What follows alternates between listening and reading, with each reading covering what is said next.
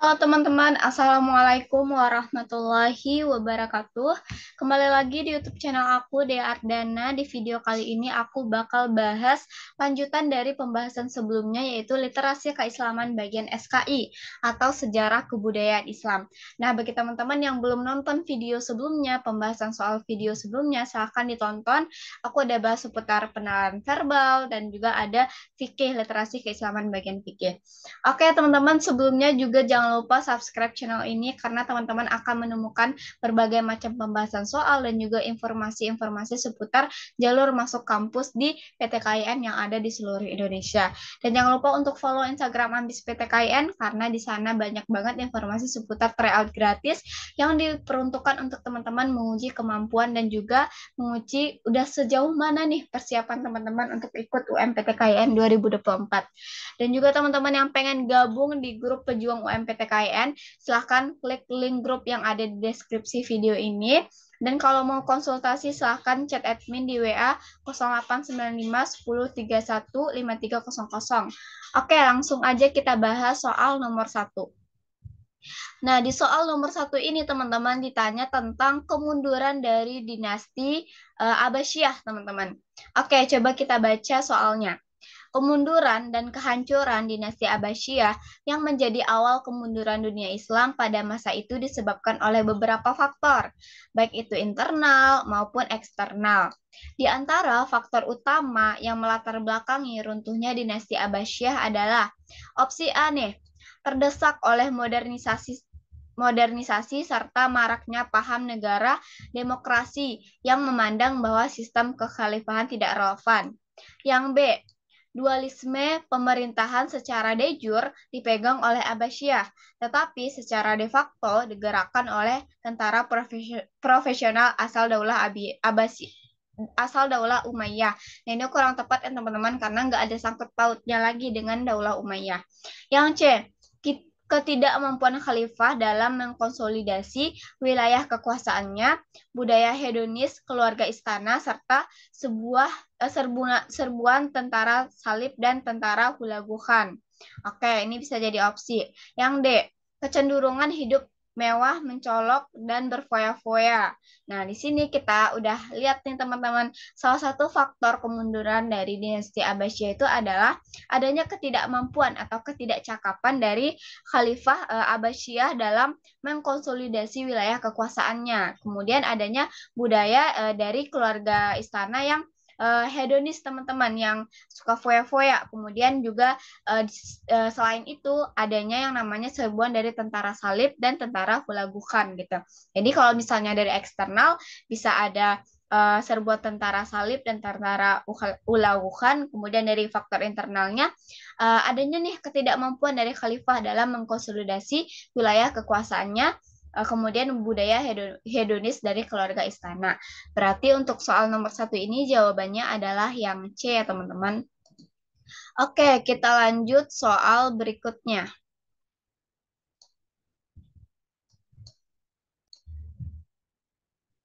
Oke, lanjut untuk soal nomor dua. Di sini ada soal salah satu tokoh pembaru Islam adalah Muhammad Abduh, lahir di pedusunan Delta Nil, Mesir pada tahun 1849 Masehi. Kondisi umat Islam pada zamannya sangat jauh berbeda dibanding dengan keadaan masyarakat Eropa. Karena itu, dia berjuang melakukan pembaharuan dalam pemikiran Islam. Nah, di sini teman-teman lihat ada kata-kata pemikiran Islam. Nah, di sini ditanya nih, di antara pandangan pembaruan yang dikemukakan oleh Muhammad Abduh yang masih relevan saat ini adalah yang A, pembelaan terhadap hak-hak wanita didasarkan pada pengalamannya yang hidup dalam keluarga berpoligami. Yang B, kemunduran umat Islam bukan disebabkan karena ajaran Islam itu sendiri, melainkan adanya sikap jumud, yaitu keadaan statis, tidak mau menerima perubahan. Yang C, ajaran-ajaran agama yang terdapat dalam Al-Quran dan hadis tidak jelas dan belum terperinci. Sama halnya dengan ajaran-ajaran mengenai hidup kemasyarakatan. Yang D, ilmu pengetahuan modern yang banyak berdasar pada hukum alam atau sunatullah tidak sedikit yang bertentangan dengan ajaran Islam. Nah, di sini teman-teman harus perbanyak literasi seputar Muhammad Abduh nih, biar teman-teman tahu apa sih pembaharuan dia dalam bidang pemikiran Islam gitu. Nah, di sini jawabannya adalah D, teman-teman. Kenapa? Karena Muhammad Abduh itu adalah salah satu tokoh pembaharu yang menyatakan bahwa ilmu pengetahuan itu adalah ilmu yang modern, teman-teman, berdasarkan dari hukum alam atau sunatullah yang tidak bertentangan dengan Islam yang sebenarnya gitu. Kemudian sunatullah ini kan berasal dari ciptaan Allah ya teman-teman, yang juga berasal dari wahyu-wahyu Allah. Jadi karena adanya keduanya datang dari Allah, tidak dapat pertentangan satu dengan yang lainnya gitu. Jadi ini tidak bertentangan dengan ajaran agama Islam dan juga bisa kita pakai pada saat sekarang ini. Maksudnya di sini masih relevan pada saat sekarang ini. Oke, untuk soal nomor 2 ini jawabannya yang D ya teman-teman. Teman-teman harus tahu pemikiran Muhammad Abdullah itu adalah tentang ilmu pengetahuan yang bersifat modern yang sesuai dengan sunnatullah atau hukum alam. Oke, kita lanjut soal nomor 3.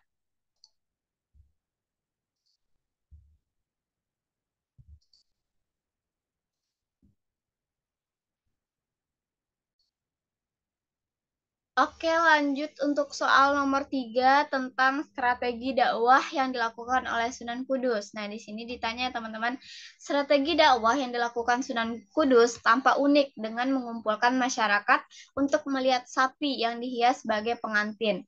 Kemudian diikat di halaman masjid, sehingga masyarakat yang ketika itu masih memeluk agama Hindu datang di masjid. Kemudian disampaikan dakwahnya. Nah, Sunan Ampel berdakwah dengan cara mengajak diskusi, beradu argumentasi, sedangkan Sunan Kalijaga berdakwah dengan cara pementasan wayang kulit yang diberi muatan ajaran agama Islam. Nah, di sini ditanya nih, 3 strategi dakwah Wali Songo tersebut dapat digunakan untuk dakwah pada era sekarang adalah yang A. Dakwah yang dilakukan oleh Sunan Kudus sangat membahayakan akidah umat Islam karena larangan menyembelih sapi tidak sesuai dengan ajaran yang ada dalam Al-Quran. Ini pasti salah ya teman-teman. Yang B, dakwah Sunan Ampel yang dilakukan dengan cara mengajak diskusi dan beradu argumentasi itu hanya tepat bagi para ilmuwan. Ini juga salah, karena bukan hanya ilmuwan aja yang bisa berdebat atau yang bisa melakukan yang namanya diskusi. Yang C, dakwah Sunan Kalijaga dapat mengakibatkan tercampurnya antara ajaran Islam dengan kebudayaan Jawa, mengakibatkan sinkrisme yang buruk. Nah, ini juga kurang tepat ya, teman-teman. Yang D, ini poin D sebenarnya. Yang D, dakwah Wali Songo relevan dengan keadaan sekarang dengan prinsip pada kebijaksanaan, pemberian nasihat, serta berargumentasi dengan cara yang baik. Oke, ini udah pasti jawabannya yang benar. Oke, untuk soal nomor 3 atau 4 ya tadi jawabannya adalah yang D. Oke, kita lanjut ke soal selanjutnya. Nah, di sini ada pertanyaan bahwasannya Wali Songo menggunakan beberapa strategi dan pendekatan dalam berdakwah dalam sehingga dalam menyebarkan Islam dapat diterima oleh masyarakat. Strategi dakwah Wali Songo yang patut diteladani oleh generasi muda adalah yang A. Wali Songo dalam menyampaikan dakwah tidak menghapus tradisi setempat, melainkan menggabungkan tradisi setempat dengan nilai Islam sehingga dapat diterima oleh masyarakat. Ini yang A. Yang B. Ketegasan para Wali Songo dalam berdakwah sehingga Islam tidak boleh kompromi dengan adat istiadat Jawa. Ini kurang tepat ya teman-teman, bahwasanya boleh kok ada gabungan antara Islam dengan adat Jawa sehingga ajaran-ajaran Islam itu dapat tersampaikan gitu. Yang C, para wali songo selalu mengikuti apa yang menjadi kemauan masyarakat bertujuan untuk menghindari konflik. Nah, ini juga kurang tepat ya teman-teman. Yang D, semua wali songo membekali diri dengan ilmu oleh kesaktian sehingga ditakuti masyarakat. Nah, ini juga kurang tepat. Jadi untuk soal ini jawabannya adalah yang A. Kenapa yang A? Karena pada saat itu Wali Songo dalam menyampaikan dakwahnya tidak menghapus tradisi setempat gitu. Sehingga tidak adanya yang namanya konflik. Kemudian dalam menggabungkan tradisi setempat dengan nilai Islam sehingga dapat diterima oleh masyarakat. Jadi dia gabungkan nih antara tradisi Islam dengan tradisi yang nilai Islam gitu. Nah, sehingga masyarakat tidak melupakan yang namanya tradisi setempat gitu. Melalui tradisi setempat itu masyarakat bisa tahu yang namanya nilai-nilai Islam. Oke, kita lanjut soal berikutnya. Nah, ini tentang Khulafa Rasyidin. Di sini ditanya nih, ketika Abu Bakar sakit dan merasa ajalnya sudah dekat, ia bermusyawarah dengan para pemuka sahabat. Kemudian mengangkat Umar sebagai penggantinya dengan maksud untuk mencegah kemungkinan terjadinya perselisihan dan perpecahan. Sebentar teman-teman, di kalangan umat Islam, sistem peralihan kepemimpinan dari Abu Bakar ke Umar dianggap salah satu model suksesi kepemimpinan dalam Islam dengan alasan. Yang pertama, yang A, pengangkatan Umar sebagai pengganti Abu Bakar tidak sesuai dengan prinsip-prinsip demokrasi. Oleh karena itu tidak patut dijadikan contoh. Yang B, Abu Bakar memiliki wewenang untuk membentuk penggantinya meskipun tidak disetujui oleh para pemuka sahabat dikarenakan Abu Bakar sebagai khalifah. C. Kebijakan Abu Bakar tersebut ternyata diterima masyarakat saat itu, yang segera beramai-ramai membaiat Umar karena Umar dianggap cocok menggantikan Abu Bakar. Yang D. Ini yang D ya teman-teman. Yang D.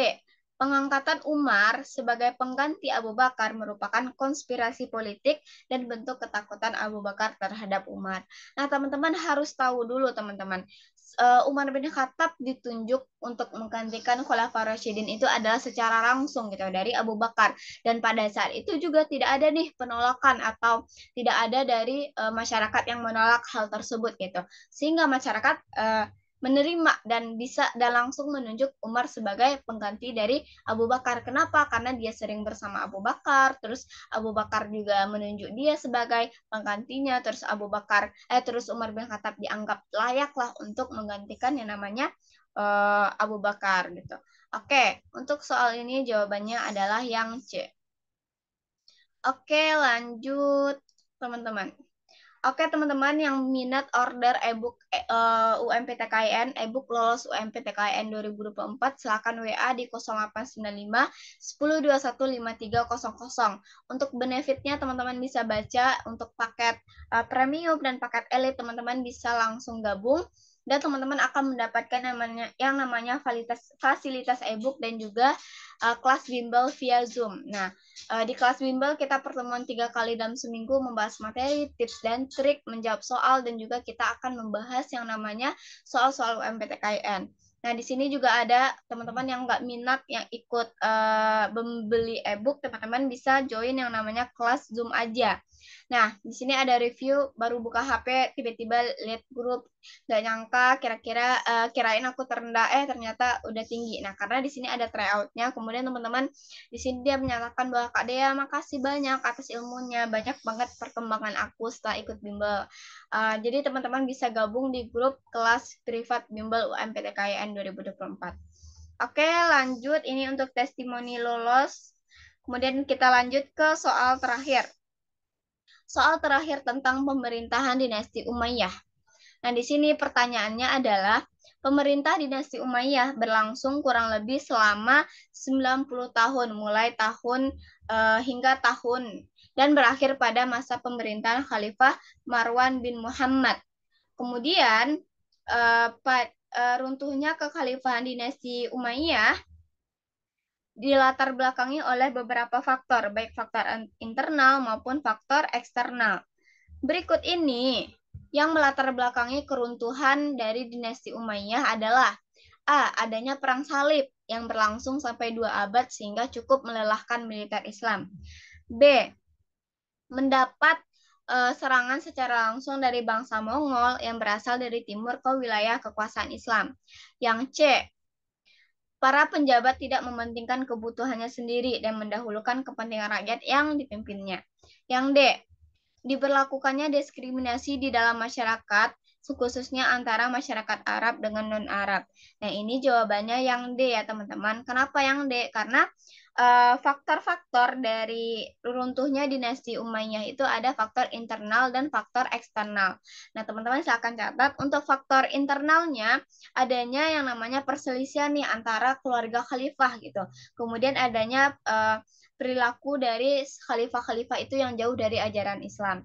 Kemudian di antara faktor eksternalnya adalah adanya perlawanan dari yang namanya kaum Khawarij, kemudian dari kalangan Syiah, kemudian ada golongan dari Mawali, dan juga ada dan juga ada yang namanya perlawanan dari Bani Abbasiyah, sehingga pada saat Bani Umayyah itu runtuh, selanjutnya digantikan oleh Bani Abbasiyah. Oke, sekian pembahasan soal SKI pada kesempatan kali ini. Semoga bermanfaat. Teman-teman silahkan diulang lagi materi-materi seputar dinasti Umayyah, dinasti Abbasiyah, karena ini butuh banget literasi yang banyak. Karena ini sejarah ya teman-teman. Sejarah itu sifatnya pasti dan harus dihafalkan. Oke, sekian dari aku. Jangan lupa gabung grup pejuang UMPTKN 2024. Silahkan klik link yang ada di deskripsi video ini. Oke, sekian dari aku. Assalamualaikum warahmatullahi wabarakatuh.